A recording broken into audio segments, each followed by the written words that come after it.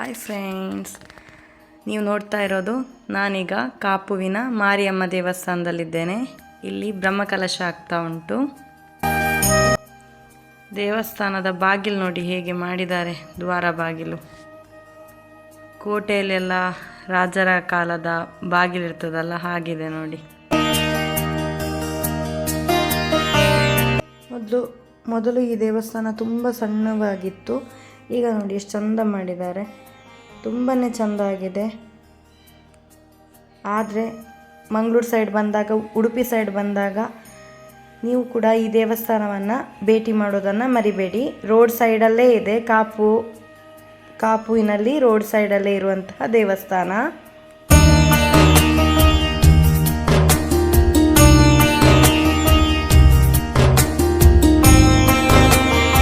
ದೇವಸ್ಥಾನದ ಒಳಗೆ ಹೋಗುವ, ಅಲ್ಲಿ ಹೇಗೆಲ್ಲ ಅಲಂಕಾರ ಮಾಡಿದ್ದಾರೆ ನೋಡುವ.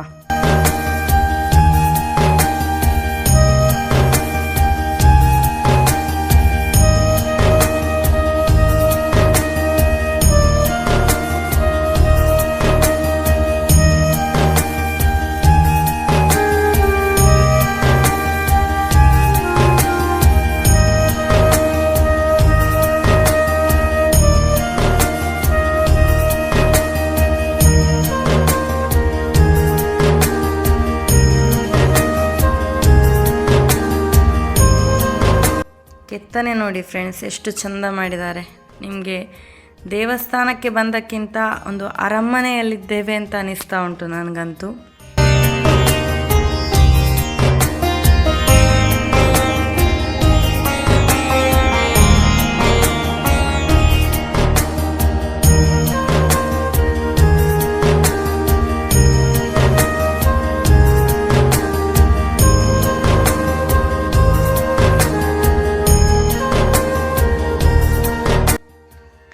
ಇಲ್ಲಿ ಎಲ್ಲರೂ ಹೂವಿನ ಮಾಲೆಗಳನ್ನು ಮಾಡ್ತಾ ಇದ್ದಾರೆ.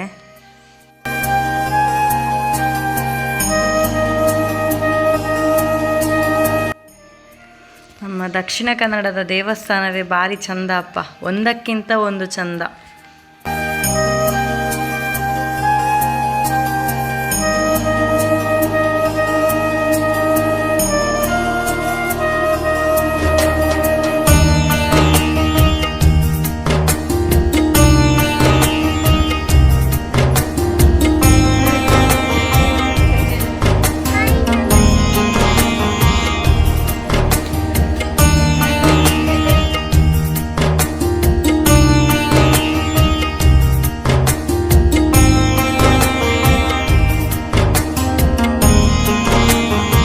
ದೇವಸ್ಥಾನದಿಂದ ಸೀದಾ ನಮ್ಮದು ರಿಲೇಟಿವ್ ಒಬ್ಬರ ಮನೆಗೆ ಹೋದ್ವಿ.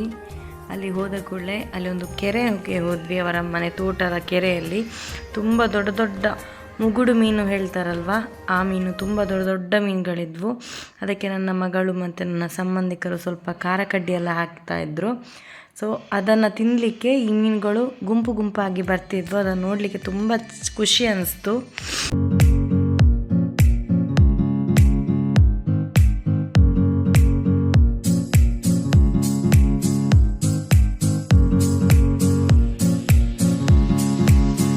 ಇದು ಎಷ್ಟು ದೊಡ್ಡ ಮೀನು ನೋಡಿ ಫ್ರೆಂಡ್ಸ್, ಈಗಳಿ ತುಂಬಾ ದೊಡ್ಡದು, 2-3 ದೊಡ್ಡ ದೊಡ್ಡ ಮೀನಿದೆ.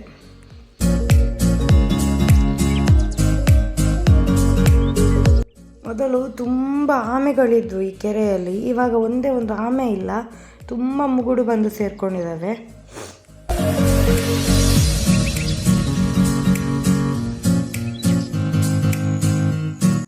ಇವರು ತುಂಬ ಕೃಷಿ ಮಾಡ್ತಾರೆ, ಹೂದೋಟ ಇದೆ, ತುಂಬ ಚೆನ್ನಾಗಿದೆ.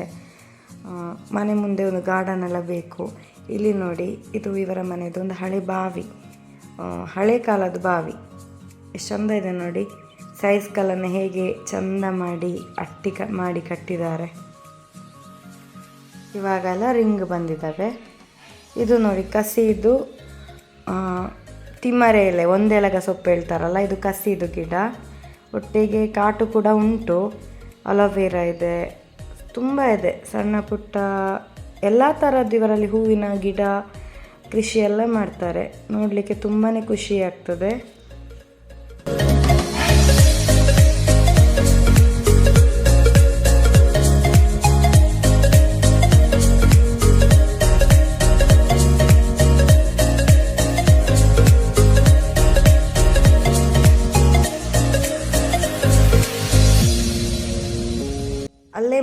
ಹತ್ರ 1 ಕಿಲೋಮೀಟ್ರ್ ಇರ್ಬೋದು ಅಷ್ಟೇ ಬೀಚ್ ಇತ್ತು. ಸೊ ನನ್ನ ಮಗಳು ಬೀಚ್ ಹೋಗುವ ಹೇಳಿದ್ಲು, ಹಾಗೆ ಅಲ್ಲಿಂದ ಒಂದು ರೌಂಡ್ ಬೀಚಿಗೆ ಹೊರಟ್ವಿ ನಾವು.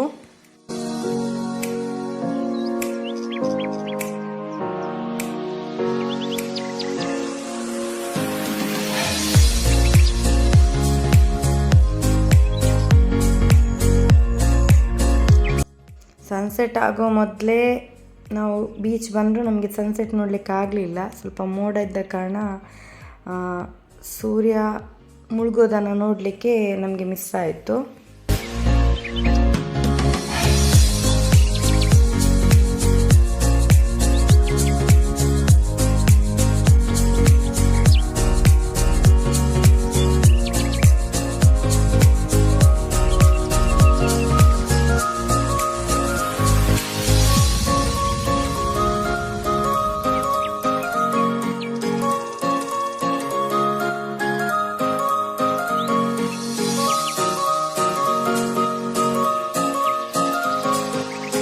ನಿಮಗೊಂದು ಹಿಮಕರಡಿ ತೋರಿಸ್ತೇನೆ ನೋಡಿ. ನಮ್ಮ ಬೀಚಲ್ಲಿದೆ ಹಿಮಕರಡಿ, ಎಷ್ಟು ಚಂದ ನೋಡ್ತಾ ಉಂಟು ನೋಡಿ.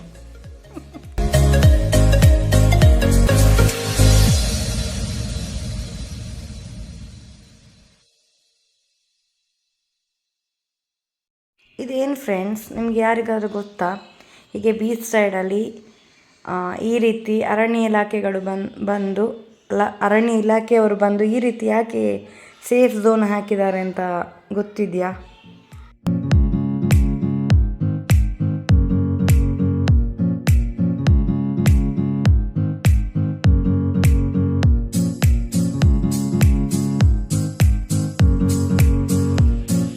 ಮಕ್ಕಳು ಆಟ ಆಡುವಾಗೆ ಅಲ್ಲಿ ರೌಂಡ್ ಎಲ್ಲ ಮಾರ್ಕ್ ಮಾಡಿ ಹೋಗಿದ್ದಾರೆ. ಯಾಕಿರ್ಬೋದು ಫ್ರೆಂಡ್ಸ್?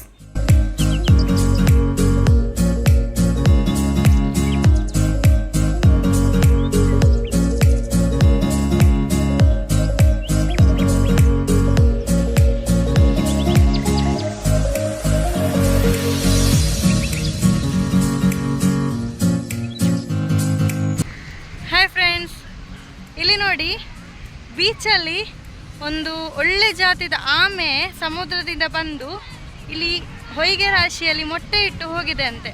ಅದನ್ನು ಅರಣ್ಯ ಇಲಾಖೆಯವರು ಬಂದು ಈ ರೀತಿ ಅದನ್ನು ಜೋಪಾನ ಮಾಡಿದ್ದಾರೆ. ಇನ್ನು ನಾಯಿ ಮೀನಿ ಅದನ್ನು ಒಕ್ಕಿ ತಿಂದರೆ ಅಲ್ಲ, ಹಾಗಾಗಿ ಒಂದು ಆಮೆ ಮೊಟ್ಟೆಯಿಂದ ಹೊರಗೆ ಬರಲಿಕ್ಕೆ ಅಂದರೆ ಮರಿ ಆಗಲಿಕ್ಕೆ 45 ದಿನಗಳು ಬೇಕಂತೆ.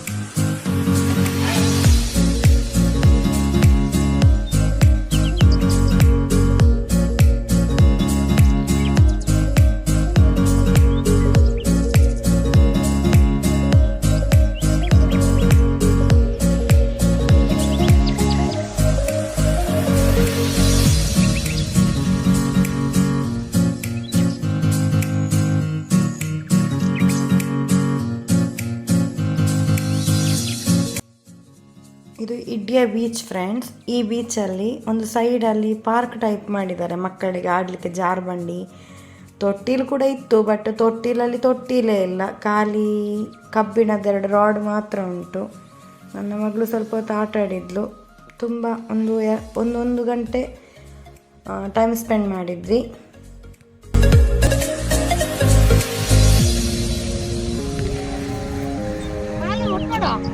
ಸರ್ತ ಇಡ್ಬೇಕಾ? ಹಾಗೆ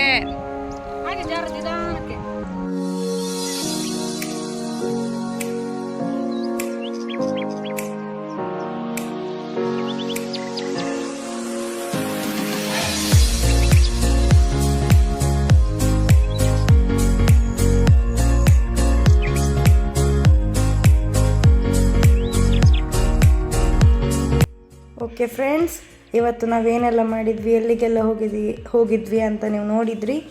ನೆಕ್ಸ್ಟ್ ವ್ಲಾಗಲ್ಲಿ ಸಿಕ್ಕುವ. ಅಲ್ಲಿವರೆಗೆ ಟಾಟಾ, ಬಾಯ್ ಬಾಯ್.